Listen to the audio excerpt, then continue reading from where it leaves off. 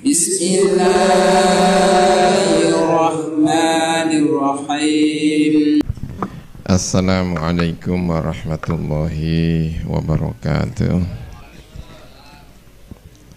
Bismillahirrahmanirrahim. Alhamdulillahi rabbil alamin. Wassalatu wassalamu ala asyrafil anbiya wal mursalin sayyidina wa maulana Muhammadin wa ala alihi wa sahbihi ajma'in.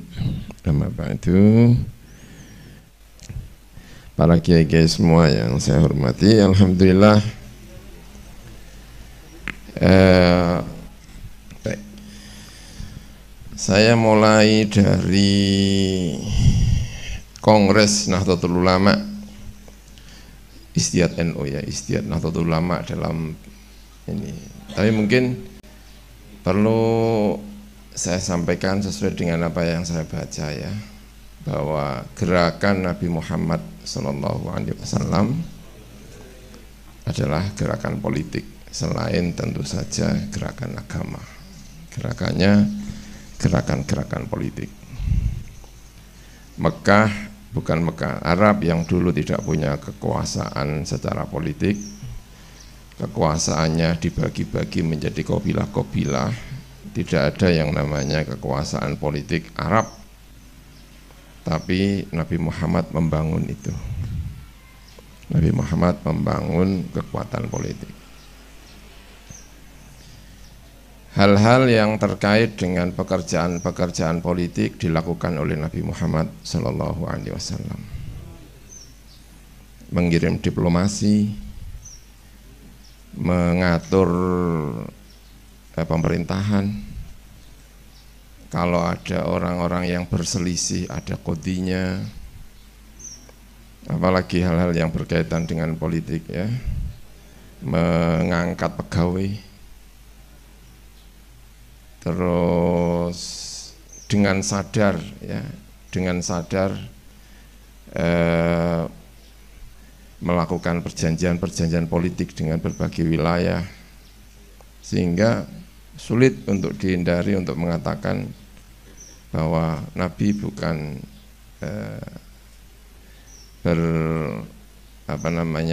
tidak hanya melakukan agama saja. Karena sulit sekali. Nabi juga bagian dari aktivis ya, dalam tanda petik ya, politik. Yang kedua, jadi kalau kemudian ada orang berpikir tentang sistem politik umatnya Nabi Muhammad, ya karena Nabi itu adalah berpolitik dalam arti tadi itu, kekuasaan dan seterusnya. Yang kedua, Nabi itu memberi hak kepada umatnya untuk mengembangkan, untuk beristihad. Semua ulama sepakat bahwa salah satu pekerjaan penting umat Islam adalah istihad. Itu artinya memungkinkan dari apa yang dilakukan oleh Nabi untuk dikembangkan. Kenapa? Karena Nabi mengizinkan umatnya untuk beristihad. Ya, untuk beristihad. Nabi pernah mengirim umatnya, salah satu umatnya pergi ke Habasyah. Itu tentu pekerjaan politik. Lalu apa implikasinya secara fikih?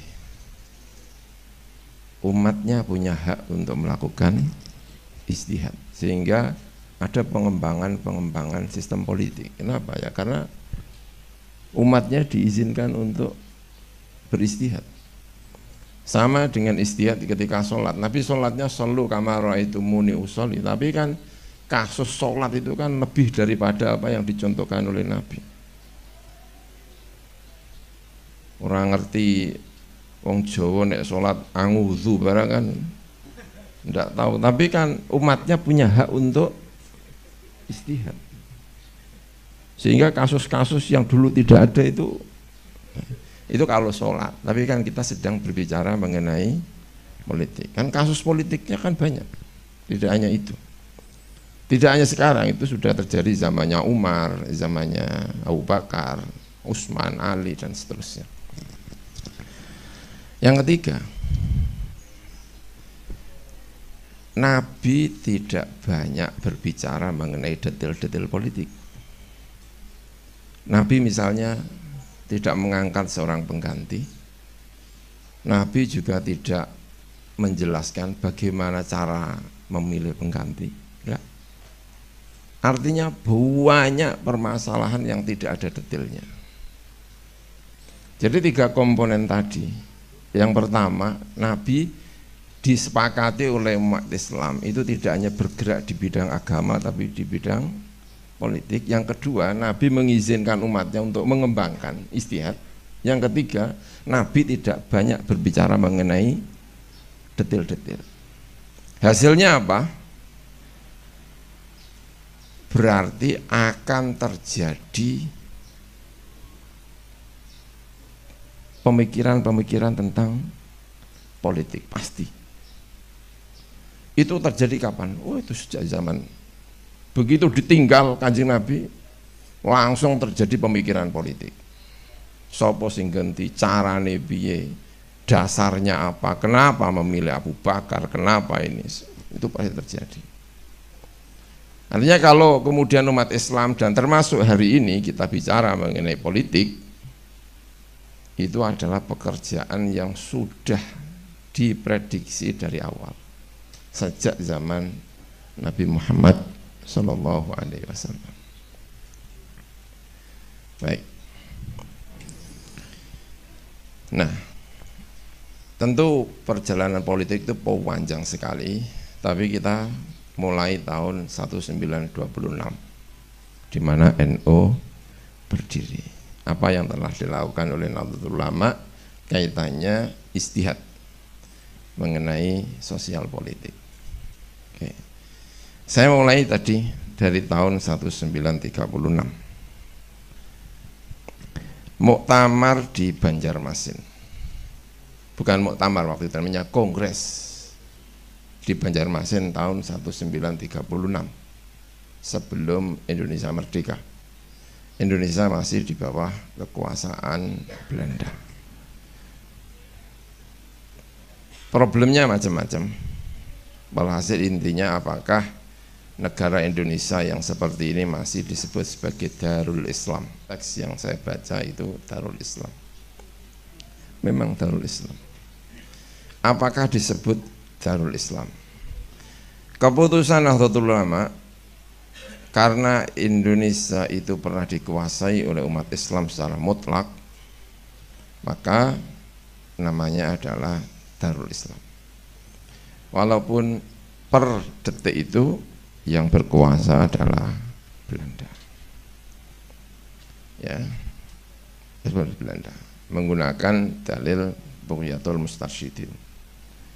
Baik. Menurut banyak peneliti, implikasinya apa? Implikasinya kalau ada orang mati tidak diketahui zaman itu ya.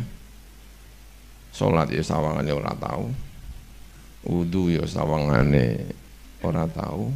Zaman itu yang wajah gak tahu wudu menawa ya lumayan menawa. Ya, itu kalau mati itu statusnya apa? Karena status negara ini Darul Islam, maka mereka tetap Islam. Implikasinya lagi, karena dianggap sebagai Darul Islam dengan pemerintahan Belanda, maka pegawai-pegawai keagamaan yang diangkat oleh Belanda hukumnya adalah sah. Karena itu kalau ada perempuan ya tidak punya wali, lalu Belanda mengangkat seseorang yang mewakili Belanda dalam urusan agama, maka walinya adalah orang yang diangkat Belanda. Sehingga kita punya landasan kuat bahwa man la waliyalaha fal hakim waliyuha, kan gitu ya. Maka dia adalah walinya. Dan itu menurut Nahdlatul Ulama sah. Menurut Nahdlatul Ulama itu sah. Berarti yaitu ijtihad ya. Tentu nanti bisa kemana-mana itu ya. Mungkin kalau dikembangkan sekarang itu kalau tiba-tiba Amerika itu mengangkat, tapi Amerika tidak mengangkat ya, karena mereka itu sekuler sehingga tidak ada namanya pegawai keagamaan. Kalau misalnya ada pegawai keagamaan di negara non Muslim, ya,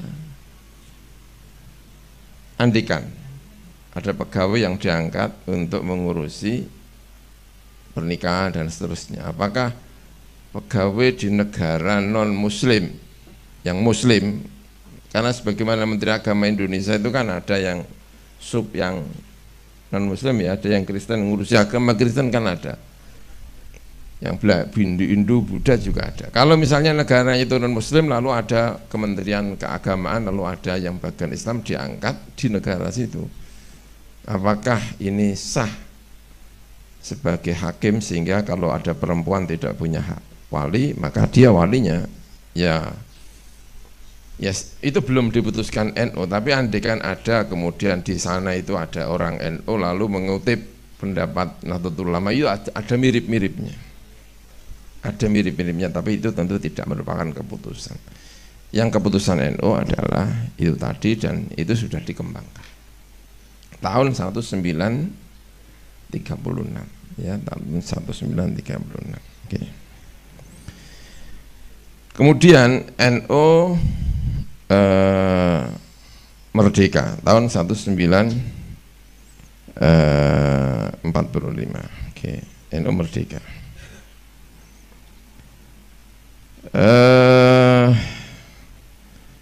Lalu datanglah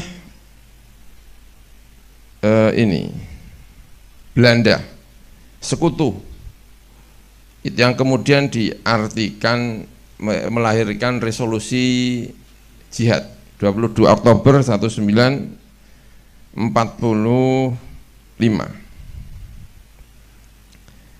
Nah, tentu kita semuanya sudah hafal karena ada hari santri, sehingga semua orang tahu kalau itu ada resolusi jihad ya. Tapi saya ingin bacakan teksnya biar kita lebih seksama membahasnya ya. Pertama, bunyinya itu begini: kemerdekaan Indonesia yang diproklamasikan pada tanggal 17 Agustus 1945 wajib dipertahankan. Wajib. Negara Indonesia ini penting, kenapa? Masih ada Kartosuwiryo yang tidak mau mengakui itu. Indonesia sudah mengakui Indonesia dengan Pancasilanya. Dua, Republik Indonesia sebagai satu-satunya pemerintahan yang sah, wajib dibela dan diselamatkan. Kalau ada pemerintah yang lain, enggak. Indonesia itu satu-satunya pemerintah. Itu tahun 1945. Makanya kalau disebut secara eksplisit negeri ini Muslim, organisasi yang paling getol mempertahankan itu ya NU. Jadi kalau kita berani mengatakan kita ini salah satu pemilik terbesar Pancasila NKRI, itu ya memang tagnya begitu. Mana ada organisasi-organisasi lain yang punya tag yang seperti ini ya, bilangnya apa? Republik Indonesia sebagai satu-satunya pemerintahan yang sah, wajib dibela dan diselamatkan. Tiga, musuh Republik Indonesia terutama Belanda yang datang kemudian dengan membonceng tugas-tugas tentara sekutu dalam masalah tawanan perang bangsa Jepang, tentulah akan menggunakan kesempatan politik dan berat untuk kembali menjajah Indonesia. Oke.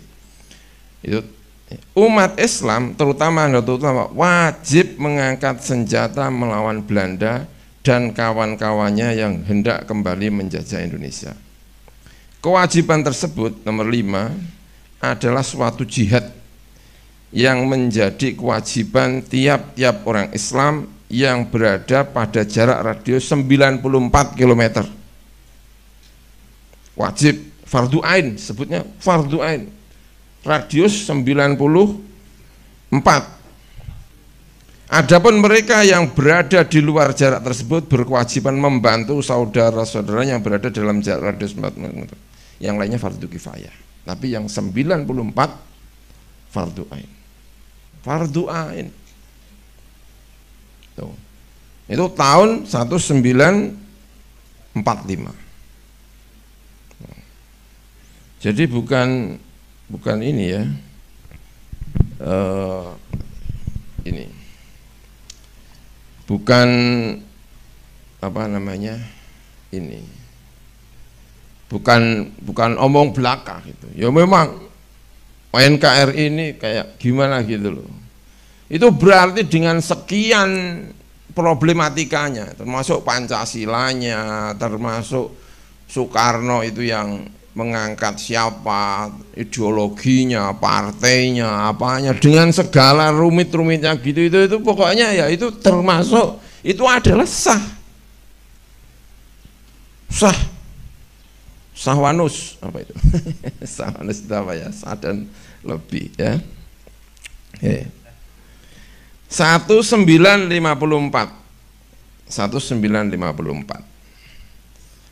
NU menetapkan Soekarno sebagai waliul amri ad-daruri bisyaukah. Di saat semua umat Islam saat itu, karena terkait dengan Masumi wa Ali dan persoalan itu melakukan delegalisasi, apa itu ya, pokoknya melakukan opsi setengah tidak percaya. Dan masih ada Kartosuwiryo itu sedang NII dan itu sedang rame-ramenya itu mengatakan Soekarno adalah sah waliul amri ad-daruri bisyaukah. Pengumuman Soekarno tentang awal Ramadan, awal Syawal diikuti.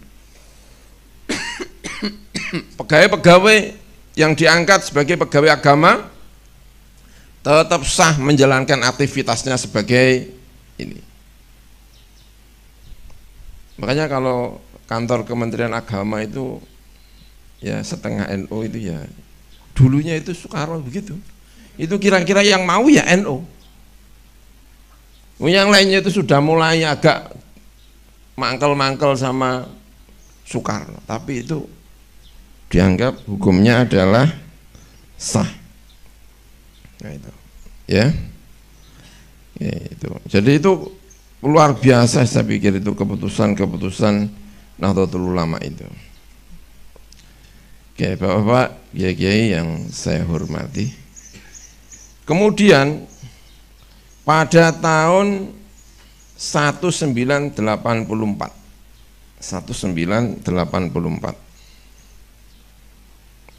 itu.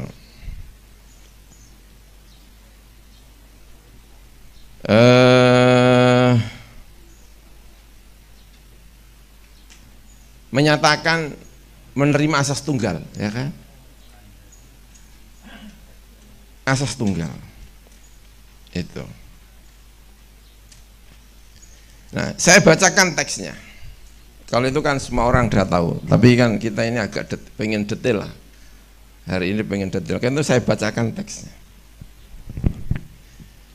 Pancasila sebagai dasar dan falsafah negara Republik Indonesia bukanlah agama, tidak dapat menggantikan agama dan tidak dapat dipergunakan untuk menggantikan kedudukan agama.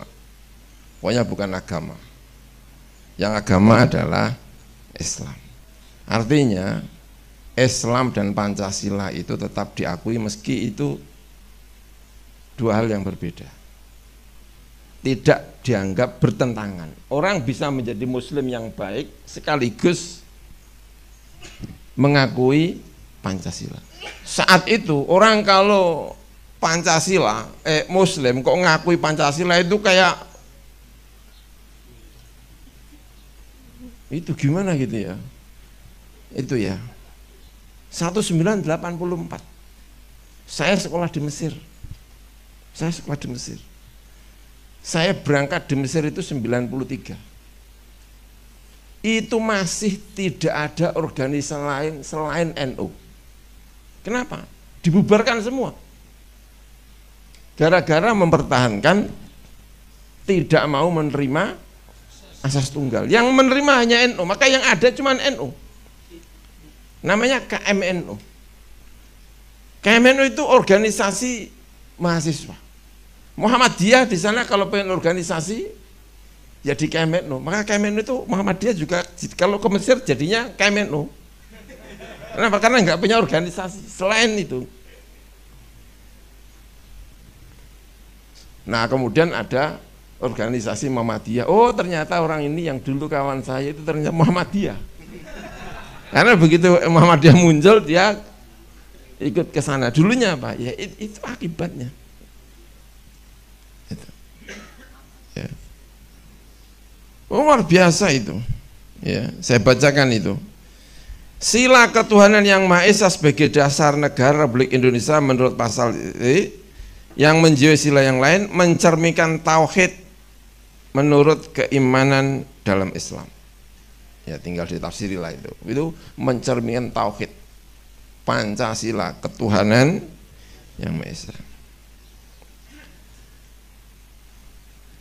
Bagi Nahdlatul Ulama, Islam adalah akidah dan syariah, meliputi aspek hubungan manusia dengan Allah dan hubungan antar manusia. Penerimaan dan pengamalan Pancasila merupakan perwujudan dari upaya umat Islam Indonesia untuk menjalankan syariat agamanya. Ya, menerima Pancasila itu bagian dari menjalankan syariat. Itu gimana cara menjelaskannya itu? Wong nek syariatnya bener kudune nrimo Pancasila. Ijal. Tahun 1984. Itu. Sebagai konsekuensi dari sikap di atas, Nahdlatul Ulama berkewajiban mengamankan pengertian yang benar-benar tentang Pancasila dan pengamalannya yang murni dan konsekuen oleh semua pihak. Ya itu harus dijaga. Makanya ya Pancasila milik kita. Apalah pokoknya gitu itu. Pokoknya itu harus kita tafsirkan ini. Iya. Nah, dalam pidatonya Kiai Haji Ahmad Siddiq mengatakan bahwa negara Pancasila NKRI itu adalah upaya final. Upaya final, bilangnya gitu itu.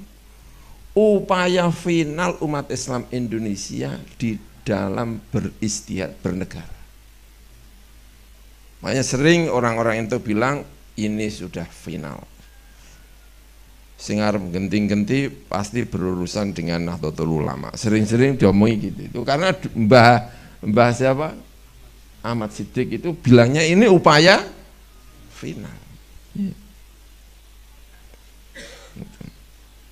Ya kita sebagai ini seharusnya ada lah ya buku yang tentang seperti ini yang khusus mengumpulkan itu sekaligus penafsirannya yang kira-kira bisa dimengerti banyak pihak itu. Nah kemudian tahun 1989 Muktamar Krabia lahir trilogi Ukhuwah Islamiyah, Ukhuwah Watoniyah, Ukhuwah Basyariyah. Itu kan berarti mengakui kemajmukan Indonesia atau itu. Satu, mengakui kemajmukan Indonesia. Berarti kalau ada non muslim di Indonesia ini, maka namanya Ukhuwah Watoniyah, masih dianggap sebagai saudara. Ini catatan penting. Berarti non muslim di Indonesia itu bukan musuh, disebut sebagai Ukhuwah Watoniyah. Ya, Ukhuwah Watoniyah tahun 1989. Gitu. Apa terus kemudian para politisi itu dengan santai kalau ada bupati muslim terus ngangkat wakil bupati non muslim terus itu ya seperti di Cilacap atau di Banyumas ya itu ya. Itu yang dukung ya kiai-kiai. Apa berdasarkan itu atau apa ya? Ya, ini cerita-cerita tentang ini. Ya. Terus ada ukhuwah basyariah. Nah, di kemudian hari, jadi penduduk dunia dalam perspektif NU menggunakan trilogi Nahdlatul Ulama tahun 1989 itu semua penduduk dunia itu namanya ukhuwah basyariah. Di kemudian hari, ketika muktamar di mana? Bukan, di kemudian di Makassar. Ya, NU harus aktif, ya, menyelesaikan konflik-konflik di dunia. Bayangkan itu ya, bocarannya piye iku? Wong duitnya saya proposal, cara menyelesaikannya itu gimana? Tapi teksnya itu loh menarik ya kan? Menarik itu kayak orang gede terus mau menyelesaikan konflik di termasuk Palestina, termasuk di Moro, termasuk semuanya itu adalah saudara. Cerita-cerita itu ya, lumayan lah kita tahu keputusan-keputusan itu ya. Okay.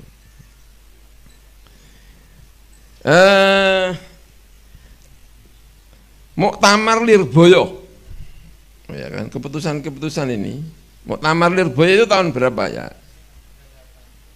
98. Oke. Megawati jadi presiden atau sebelum itu ya, itu hukumnya sah apa enggak? Hukumnya sah. Sah menurut NU Megawati perempuan jadi presiden. Sah, Pak. Jadi kalau ada kiai-kiai terus ada ada calon gubernur, calon bupati terus bilang itu tidak ada dalam fikih. Ya itu fikih macam-macam. Yang jelas NU bahkan Megawati yang jadi presiden itu hukumnya sah. Mana itu? Kan sah. Ini dia keputusan di Muktamar Lirboyo. Ya itu sah. Gimana itu? Makanya ya siapa itu? Gubernur Jawa Timur itu Bu Khofifah ya nyantai-nyantai saja. Muslimat sama NU menang muslimat. Tahun 19 berapa itu? Di mana? Di Lirboyo ya ini. Ini kan cerita-cerita tentang keputusan-keputusan Nahdlatul Ulama ya. Munas Nahdlatul Ulama sebelum Muktamar Jombang. Nah, ini saya sudah ikut. Kalau itu yang itu saya cerita-cerita itu. Sebelumnya di Jawa Timur terkenal ya. Saya bacakan. NU Jawa Timur. Biasanya PBNU, tapi ini penting makanya perlu saya bacakan keputusan dari Konferensi Wilayah Jawa Timur di PP Zainul Hasan Genggong Probolinggo tahun 2007, tahun 1428 atau 2007. Ini saya bacakan pertanyaannya. Adakah tuntutan syariah berbentuk dalil nas yang mengharuskan pembakuan bentuk khilafah dalam sistem ketatanegaraan Islam? Ada enggak? Sistemnya harus begini. Kalau disebut negara Islam khilafah itu harus begini. Jawabannya apa? Tidak ada dalil nas. Karena keberadaan sistem khilafah adalah bentuk ijtihadiyah. Bentuk khilafah itu ijtihadiyah. Mau diwariskan, mau pemilihan perwakilan, mau langsung, itu semuanya adalah sebentuk ijtihad. Sah dilakukan dengan berbagai cara. Berarti pemilihan umum seperti yang dilakukan di Indonesia menurut ini sah. Wenteng pokoknya Nahdlatul Ulama. Kalau enggak gitu sulit jadi tim ses. Ya kan?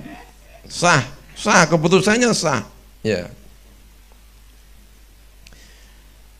Nah, bagaimana hukum kelompok warga negara Indonesia yang berusaha mengubah bentuk dan dasar hukum negara? Hukum merubah bentuk negara Indonesia dengan bentuk yang lain, maka hukumnya tidak boleh selama menimbulkan mafsadah yang lebih besar.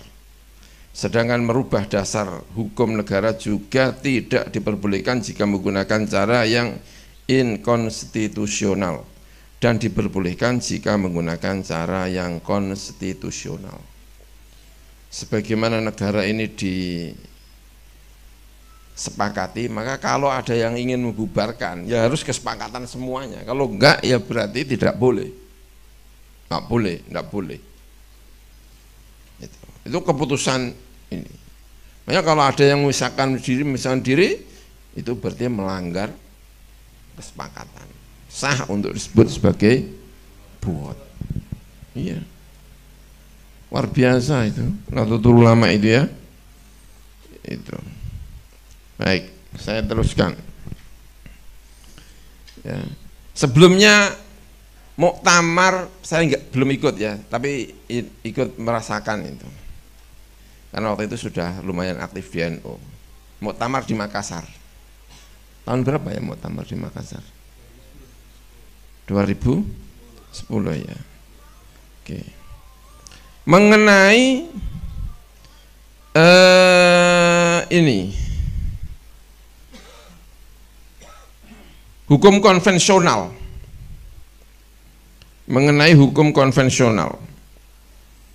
bagaimana jika ada hukum konvensional yang ada di Indonesia ini? Itu jawabannya begini ya. Pertama, kalau itu maskut anhu, Islam tidak berbicara maskut anhu. Ya, kalau itu merupakan maskut anhu, lalu diputuskan dan dapat dibenarkan secara fikih, itu maskut anhu. Itu artinya pemerintah lebih luas untuk bikin kebijakan karena maskut anhu. Maka sekian hal-hal yang itu maskut anhu. Yang kedua, kalau itu hukumnya wajib maka ditetapkan, maka hukumnya semakin wajib. Kalau sunnah menjadi wajib. Kalau mubah dan ada kemaslahatan, maka wajib diikuti selama ada kemaslahatan umum. Yang dicontohkan itu syurbud dukhon. Ya, contohnya memang begitu. Meminum rokok. Itu kalau pemerintah melarang maka tidak boleh. Karena itu ada maslahat amah katanya. Makruh katanya apa gitu. Pokoknya itu ada contoh-contohnya itu. Nah, kalau yang bertentangan, nah ini maka tidak wajib diikuti. Cuman yang tidak bertentangan itu berkali-kali kita bahas. Maksudnya apa yang bertentangan itu ya?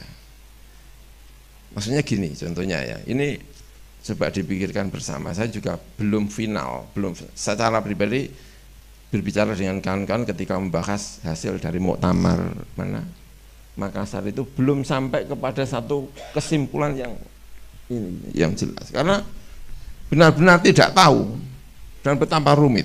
Misalnya begini. Ya. Orang yang mencuri itu dalam fikihnya itu kan disuruh potong tangan.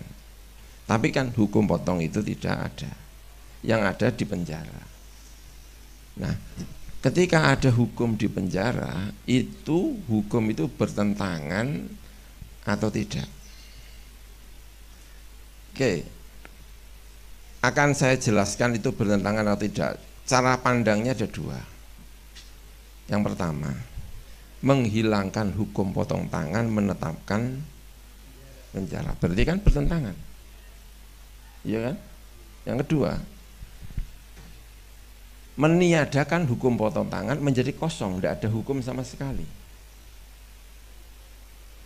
Di tengah-tengah ketiadaan hukum ditetapkan penjara. Kan mending ada daripada tidak ada. Jadi yang bertentangan dengan adanya potong tangan itu bukan kok hukum itu, tapi tidak memotong tangan itu yang bertentangan. Kalau menjara itu takzir. Yang bertentangan itu adalah tidak memotong tangan, tapi menjara takzirnya. Iya. Nah, kalau Abu Bakar Ba'asyir itu langsung dikumpulkan jadi satu. Pokoknya kalau enggak gini dianggap tentang, maka saya tidak mau pakai ini karena ini tidak hukum Islam. Dan itu berakibat fatal. Kalau kita mengatakan seluruh yang tidak sesuai itu dianggap bertentangan, maka kita akan kerepotan kalau ada orang tanya bagaimana hukumnya saya sekolah di hukum. Saya kalau sekolah di hukum itu gimana? Mau jadi pengacara. Nah, kenapa kok mau jadi pengacara? Indonesia itu pengacaranya itu isinya itu enggak jelas-jelas. Hasibuan terus. Yang terkenal itu loh Pak. Kalau pengacara Hotman Paris, Hotman siapa? Hotman Paris, terus siapa lagi itu? Ruhut Sitompul, pokoknya itu. Tapi kalau sehingga kita itu sulit mendapatkan pengacara top yang dari kalangan Muslim. Saya pernah dapat cerita atau kesimpulan apa gitu ketika saya di Australia. Itu karena ada fatwa bahwa hukum yang tidak sama dengan fikih itu langsung dihukumi bertentangan. Wa man lam yahkum bima anzalallahu faulaikum wa umraikum kafirun. Itu tidak ada yang sekolah hukum. Sehingga orang Arab yang di Australia itu yang sekolah hukum itu orang-orang Kristen. Akibatnya apa? Orang Muslim di sana itu kalau mau berperkara nyari pengacara ya Kristen. Iya. Nah, sekarang pertanyaannya itu ketika ada hukum potong tangan lalu tidak itu yang bertentangan hukum kebalikannya atau tidak memotongnya. Sehingga kalau ada hukum yang seperti ini itu adalah takzir. Tidak melaksanakan had tapi melaksanakan takzir. Nah, dalam fikih boleh enggak ada had dan sekaligus takzir? Kan khilaf. Nah, ini belum ada penjelasannya. Berkali-kali mau saya usulkan dan kita usulkan, ayo kita bahas rame-rame. Masih takut, bingung, masih belum. Itu muktamar di Makassar. Lalu muktamar Munas NU sebelum muktamar Jombang. Tahun berapa itu? Muktamar Jombang.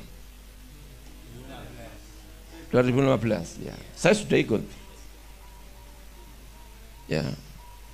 Bagaimanakah sistem yang dulu diputuskan secara agak gambar-gambar di Jawa Timur yang tadi saya bacakan itu disorihkan di Munas NU di Jombang, di Jakarta. Rois Amnya waktu itu sudah Gusmus.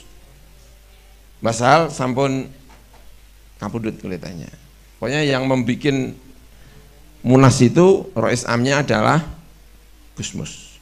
Nah, saya ikut di Komisi Basul Masailnya, memutuskan bahwa sistem pemilihan presiden Indonesia itu sudah sesuai dengan khilafah per definisi fikih.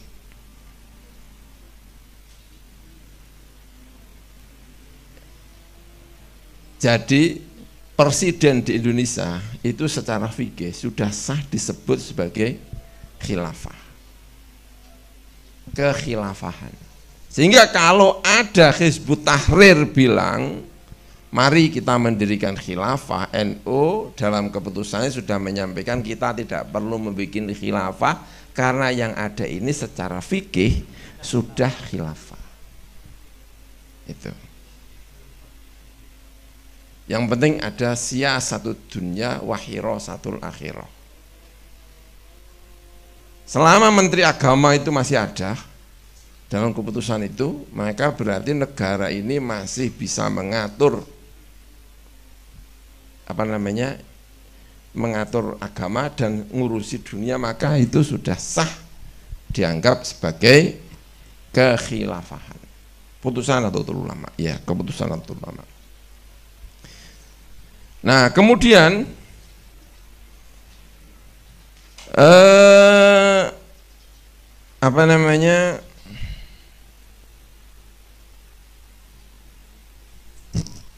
di ini, kalau itu saya jadi ketua komisinya kalau itu, jadi malah ikut sekali di Banjar. Ya, keputusannya adalah bahwa menyebut warga negara Indonesia ini apapun agamanya namanya muwatin. Tidak bisa dikategorikan sebagai harbi, zimmi, muahad, mustakman. Itu enggak ada kategorinya. Nah, terus apa? Muwatin. Muwatin saja. Punya hak yang sama, punya ini yang sama. Ada di risalah keputusannya. Ya, ada. Ya tentu dapat dibasu masailkan kembali, nanti saya kasih teksnya. Boleh setuju, boleh tidak, pokoknya dibahas. Itu sudah merupakan kemajuan yang luar biasa. Artinya ikut sosialisasi, ikut ini teksnya. Itu termasuk hukum-hukum konvensionalnya, termasuk sikap NU menyikapi dunia, itu ada di keputusan itu. Ijtihad Nahdlatul Ulama. Kenapa itu penting?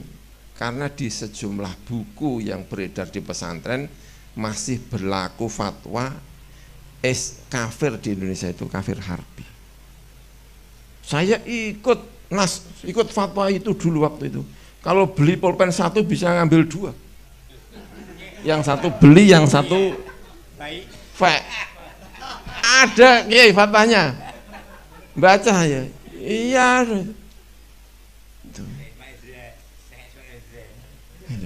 Itu menjadi penting. Kenapa? Karena masih ada fatwanya yang mengatakan itu harbi. Dan kita sering mengolok-olok orang-orang teroris yang menyebut itu fake. Wah, itu padahal sebenarnya di dalam tubuh kita itu masih ada fatwa itu. Itu masih ada fatwa itu. Ya, itu Munas di Banjar, ya, Munas di Banjar. Itu keputusan Nahdlatul Ulama. Kemarin Munas lagi mengenai amar ma'ruf nahi mungkar. Apa kategori amar ma'ruf nahi mungkar? Ya. Makanya yang harus dipikirkan itu adalah bagaimana agar fikih itu, ya kan, fikih itu tidak sampai menghalangi umat Islam untuk maju. Karena itu implikasinya banyak. Saya itu kalau Idul Fitri itu tahun baru gini itu sedih rasanya itu. Kenapa? Nah, liburnya anak itu ya tahun gini, kalau pergi kemana-mana itu lagunya itu loh. Dung dang lagune kok gak ono Mahir Zain ta apa lagune iku lagu Zain itu.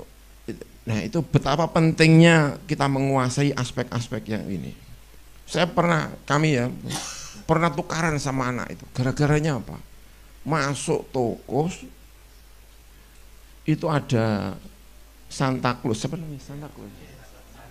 Nggawa coklat, nek gelem foto dikei coklat. Mas, caci cilik iku rebutan anggar foto coklat. Anakku ya melu pengen foto, wong pengen tuk apa? Coklat. Tapi masuk anak kiai kok foto karo Santa Claus ta apa jenenge iku. Akhire ora sida tukaran karo anak. Tokono dhewe, wah masyaallah. Ini saya mengapresiasi Krapia saya dalam hal ini itu ya. Itu sekolah nggak libur. Liburnya itu nanti setelah tahun baru. Kenapa? Ya biar tidak liburan. Kalau mau liburan setelah tahun baru. Karena kalau liburan begini itu hampir pasti itu ornamennya itu, lagunya, ornamennya, ya. Nah, itu pentingnya kita itu yang mengeluarkan CSR. Jangan berorientasi minta CSR. Tapi fikihnya harus diselesaikan. Harus diselesaikan. Kalau enggak, kita enggak bisa kaya-kaya itu. Kita ini orientasinya ke fikih, ya memang iya. Kuitab sing gede-gede itu. Ya, harapannya ada turunan hukumnya. Iya memang harus ada turunan hukumnya. Itu harus ada. Kalau misalnya tidak disebut sebagai kafir harbi dan lain sebagainya, terus apa? Kalau Pak Kiai Ma'ruf Amin bilangnya kita ini namanya Daulatul Mu'ahadah, negara perjanjian. Ya itu negara perjanjian. Ya harus ada turunannya. Terus bagaimana berinteraksi, bagaimana ininya.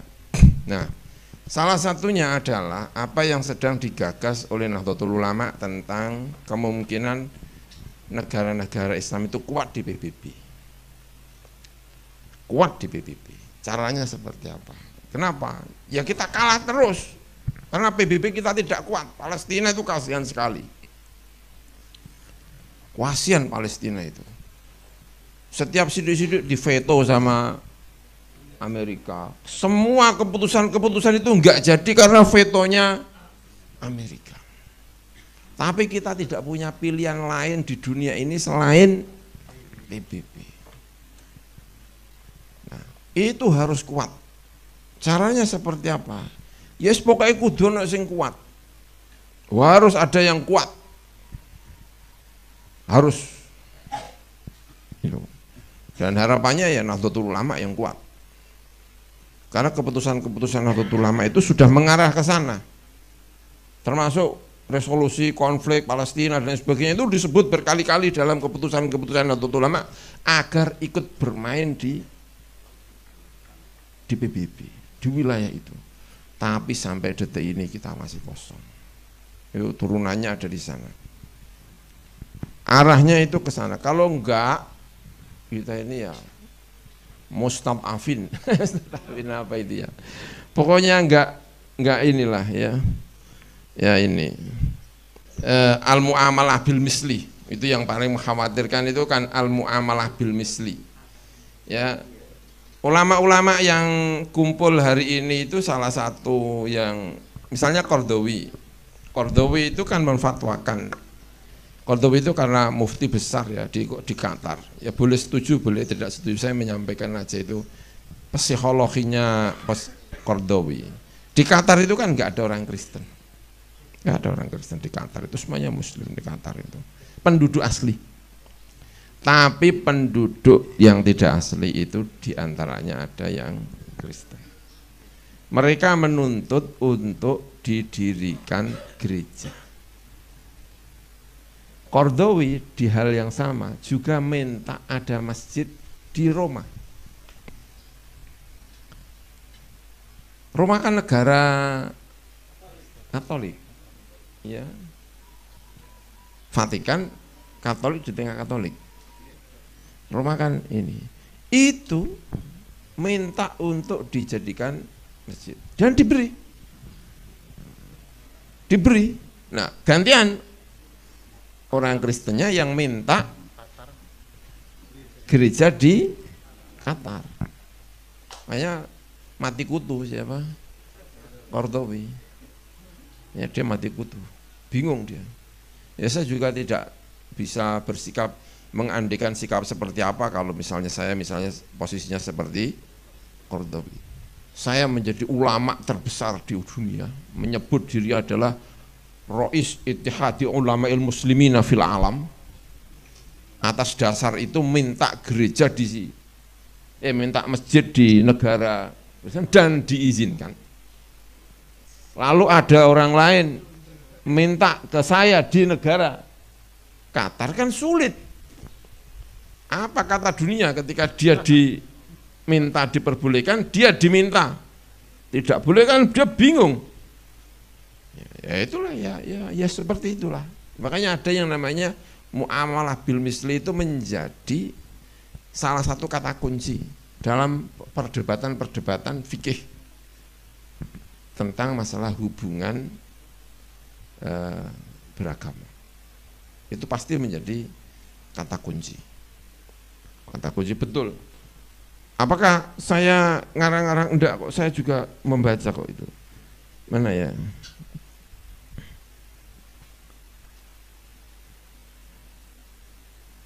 Al-mu'amalah bil misli. Ada yang saya sampaikan itu waktu ini ya.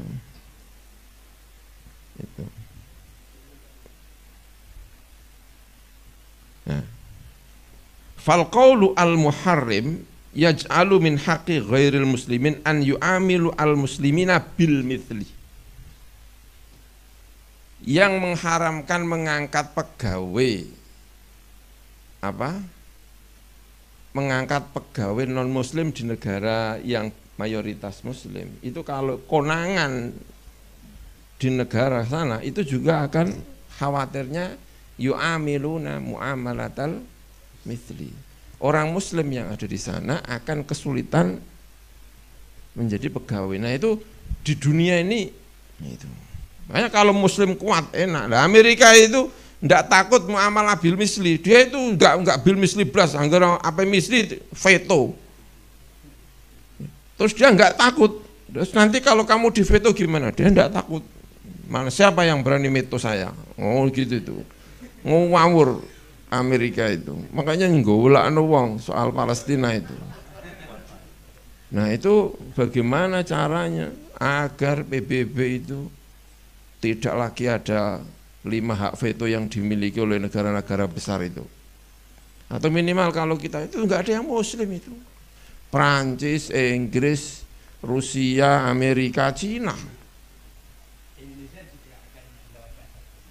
Nah, itu kapan itu? Kalau kita ya harus muslim, harus ada yang punya hak veto. Dan itu harus kita terus menerus biar kita itu bisa agak gimana gitu loh. Tapi tentu itu ada prasyarat-prasyaratnya ya, harus menang, harus didukung oleh banyak negara, harus banyak memberi. Pokoknya kuat. Dan tugas kita itu adalah memberi fatwa agar umat Islam itu kuat. Agar umat Islam itu kuat. Kalau enggak merepotkan. Masya Allah. Kalau di sini tuh enak. Bayangkan di Kudus itu kiai-kiai banyak. Masih menang PDI. Udah kosong menang loh gue nanti jenenge. Kudus itu mbok piye? Ya kan? Ada lagi mana? Itu kumbuh, piye ngono lho.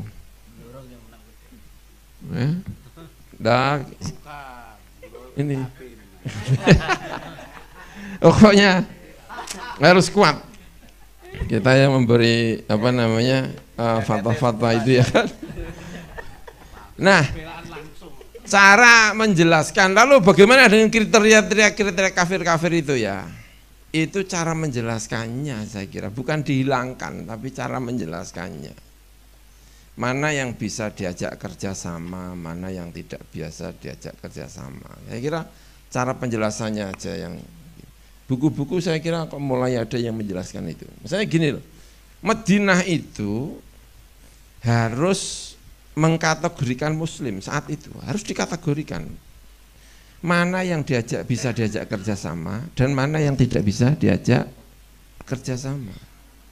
Kalau sudah harbi itu tidak boleh diajak kerjasama. Kalau ada yang bisa diajak kerjasama nanti itu namanya mustakman. Nah kita mengkategorikan kafir-kafir itu sekarang juga itu masih sangat relevan. Karena kan itu kan cara melihat orang kok. Cara melihat orang, siapa yang bisa diajak kerjasama. Itu kita itu secara kategori itu diam-diam juga melakukan itu. Kalau kita misalnya punya bisnis, itu juga wong iku kita gak patok kena dijak kerja sama iku. Soalnya bermasalah orang itu. Ya kan secara otomatis kan kita berpolitik itu juga kita mikir-mikir itu. Caleg mana yang kira-kira bisa diajak kerjasama dan mana yang tidak bisa diajak kerja, yang tidak bisa diajak kerjasama itu secara otomatis itu sebenarnya kita mikir itu iki setengah harbi wong iki. Walaupun kita tidak menyebut, karena sebagian yang lain masih bisa diajak kerjasama untuk wilayah yang lain. Dulu itu kalau sudah disebut harbi itu artinya nggak bisa diajak kerjasama. Kalau di antara kelompok itu kok nanti ada yang bisa diajak kerjasama, namanya mustakman. Untuk sementara waktu bisalah, untuk kasus ini dia bisa diajak kerjasama, namanya mustakman. Jadi kafir itu kalau dibaca secara umum itu kalau kita jadi politisi itu untuk memetakan iki bolo kafir nih rontok bolo. Ini kafir gak kena, ini nyatean. Iki di antara kelompok itu janjane ono sing rodok mustakman. Oh, mustakman ono. Ya gitu kategori. Medina itu nggak bisa hidup sendiri. Wong sutra wae tekan njaba kabeh. Yo tekan dia negara iku, negara Medina nggak ada produksi pakaian. Pakaian tekan ndi? Ya tekan njaba kabeh. Makanya ono Ibrahim, ada sutra apalagi itu kita itu nggak hafal itu karena produsennya itu yang sekarang sudah nggak ada. Ya dulu juga begitu. Nah ada yang mustakman, ada yang muahad, ada yang ini, ada yang baik seperti Habasyah, yang baik bisa diajak kerjasama, bahkan diminta swaka politik bisa. Nah, Muslim di Indonesia apa? Ya baik-baik ya. Ya orang non Muslim ada yang baik-baik ya kan. Ada yang ngulakno wong. Suwenengane iku medheti wong Islam nek mimpin. Kan ada Kristen yang kayak gitu tuh. Ada, tapi ada juga yang baik yang bisa diajak wakil bupati ngono untuk iso sithik-sithik lah. Tapi ada itu yang jangankan wakil bupati, kepala dinas saja udah medeni. Yo ngono niku. Ya kita carilah yang bisa diajak kerjasama. Nah itu kan dalam pikiran kita kan sebetulnya sudah mau bilang iki setengah harbi. Gitu. Itu sebenarnya konsepnya itu. Jadi bukan berarti menghilangkan sama sekali, tapi cara menjelaskannya ini loh. Dhisik ki ono kafir model ngene-ngene itu tujuannya apa toh? Itu realita apa yang sedang dihadapi sehingga iki kok disebut ngene, hak-haknya apa? Kalau misalnya muahad engko oleh apa? Engko nek mustakman haknya apa di depan umat Islam? Boleh enggak masuk? Kalau zimmi seperti apa? Pasti ada dong ininya. Ya kan? Ada yang dianggap muslim tapi munafik, Abdullah bin Ubay bin Salul, ya wis ngerti kok munafik dah. Tapi ya piye meneh, senane ngaji, mbong nguping, mbong ngrasani. Yes, tapi ya catatan dia itu munafik. Itu sebetulnya gitu kalau saya baca itu ya. Ya itu ya. Terus kemudian terakhir itu saya kira ya standar ini ya. Pemilihan ini kan kalau di tingkat kemarin juga rekomendasi di Munas itu ada namanya itu komisi rekomendasi itu berkaitan dengan politik tetap memakai standar langkah-langkah atau etika-etika berpolitik menurut Nahdlatul Ulama yang dikeluarkan oleh Nahdlatul Ulama tahun 1989 di Muktamar Yogyakarta. Di Yogyakarta itu ada etika-etika politik yang kemudian disebut dengan politik kebangsaan, tidak politik perebutan kekuasaan, karena politik kan ada tingkat itu dan tingkat ini. Nah, kita berharap bahwa politik Nahdlatul Ulama itu di wilayah high politik, biasanya menyebut politik yang lebih tinggi, yaitu tentang kebangsaan. Jadi itu kalau dalam keputusan-keputusan Nahdlatul Ulama, ya. Ada beberapa hal yang perlu barangkali. Ini yang pertama, kekuasaan di Indonesia itu tidak murni hanya presiden saja atau tidak hanya bupati, walaupun itu bagian dari kekuasaan yang besar, ya.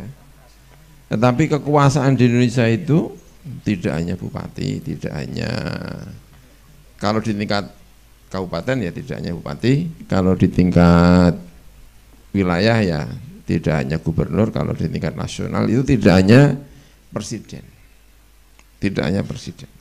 Tapi di sana masih ada DPR, masih ada bagian yang hakim itu, ya, kejaksaan, masih ada partai, masih ada partai.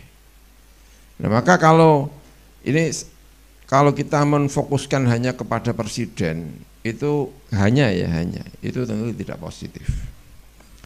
Berpikir tentang presiden itu juga harus berpikir tentang siapa yang melingkupi presiden itu, karena dia itu tidak seperti zaman kuno ketika itu satu-satunya ngomong sakarpe dhewe. Sekarang tidak begitu, ya, tidak begitu. Kalau misalnya Prabowo, maka ya Prabowo itu di sana ada Jokowi, ada Golkar, ada selain Prabowo itu sendiri, ya, ada siapa lagi? Ada Gibran, ada ya DPR, pokoknya ada itu. Kalau misalnya Ganjar, kita tidak hanya berpikir Ganjar, ada Megawati, ada Mahfud, ada, jadi itu tidak sendirian. Itu kenapa di Muktamar Lirboyo itu ketika ditanya tentang Megawati, ya jawabannya karena sekarang tidak, kepemimpinan itu tidak mutlak. Itu yang kemudian menganggap itu tidak al-imam al-uzma, karena itu. Nah, jadi banyak hal. Kalau misalnya milih Muhaimin, ya di sana ada Anies, ada PKS, ada apa ya. Nah, karena itulah sulit, gitu loh. Karena itulah sulitnya itu di situ. Kalau ada orang berbeda, ya memang itu sulit. Nah, kalau ada orang yang minta fatwa, ya itu diam-diam lah, harus dikasih. Itu, kau sini aja lah, gitu ya kan? Itulah bisa lah itu, ya kan, dikondisikan. Itu. Tapi kalau secara umum, kita bicara umum, ya inilah kenyataannya. Yang seperti ini sudah terjadi zaman dulu, iya dulu. Pertama kali begitu ditinggal Kanjeng Nabi, Sa'ad bin Ubadah memproklamirkan diri atau tidak apa, kelompok pengen jadi khalifah. Didatangi Abu Bakar dan kawan-kawan, Abu Bakarlah yang jadi khalifah. Ada Ibnu Munzir, ya sudahlah kamu presiden, ini juga presiden. Ada kelompok yang lain yang mendukung Sayyidina Ali. Dulu itu juga sudah berbeda pendapat. Cuman dulu itu kan antara Sa'ad bin Ubadah orang baik, Abu Bakar orang baik, Sayyidina Ali orang baik. Ini kan setengah baik setengah tidak. Kalau Muhaiminnya ya kayaknya NU, tapi Aniesnya kan yang mengkhawatirkan. Kalau Ganjar ya gini, kalau ini ada Megawatinya, ini ada Gibrannya, ada ininya, ya kan, semuanya ada nilainya. Makanya kalau kita itu berbeda, ya wajar lah, memang sulit, ya kan. Yang bisa menentukan itu bisarohnya. Kan sulit ya. Tuh. Makanya banyak hal ketika berbicara mengenai kepemimpinan, ya termasuk ada wadhifah madaniyah. Kalau dalam bahasa Arab itu, yang saya ini kan yang harus diperhatikan. Tentu agama itu salah satu hal yang terpenting untuk diperhatikan, tapi itu tidak satu-satunya permasalahan. Ada orang yang kalau berpikir agama hanya dipikir dia sendiri, tapi kita tidak berharap orang itu beragama, yang penting dia orangnya baik gitu. Kalau saya disuruh milih misalnya, ya tidak presiden yang sekarang ini. Kalau misalnya ada orang yang beragama, tapi kalau dia beragama justru berbeda dengan saya misalnya. Tapi ada orang yang tidak beragama tapi manutan di kongkon agama, milih ndi, ya kan? Kan ada orang yang bilang, ya ini lebih soleh. Tapi ada orang yang bilang, ini bukan soal solehnya, manutannya itu loh. Kan ada yang gitu ya kan, ada yang cara pandangannya seperti itu, ada yang lebih soleh, yang penting itu soleh kan, soleh. Itu kan. Ya, itu juga bisa terjadi, orang bisa berbeda pendapat soal masalah-masalah ini ya. Nah, kemudian ya kan, yang akan diusung itu konstitusi apa modelnya, itu juga penting. Dia mau nanda tangani konstitusi apa, apalagi kalau sudah menyatakan ini kalau saya begini konstitusi akan saya begini. Dia orang soleh tapi sudah menyatakan misalnya kalau akan seperti ini, menurut kita itu kok rasanya itu berbahaya. Ada yang nakal-nakal sedikit, mboweling, bentuknya wajah kayak mboweling, tapi bilang kalau saya begini maka wah gitu. Jadi yang satu ini ya itu bisa terjadi. Makanya itu yang menjadikan orang bisa berbeda pendapat soal masalah-masalah seperti ini. Saya contohkan saja Al-Azhar itu ya, betapa rumitnya, dan itu dibenci oleh PKS. Al-Azhar itu kenapa? Karena ketika disuruh milih antara Sisi dengan siapa, Mursi, milih Sisi.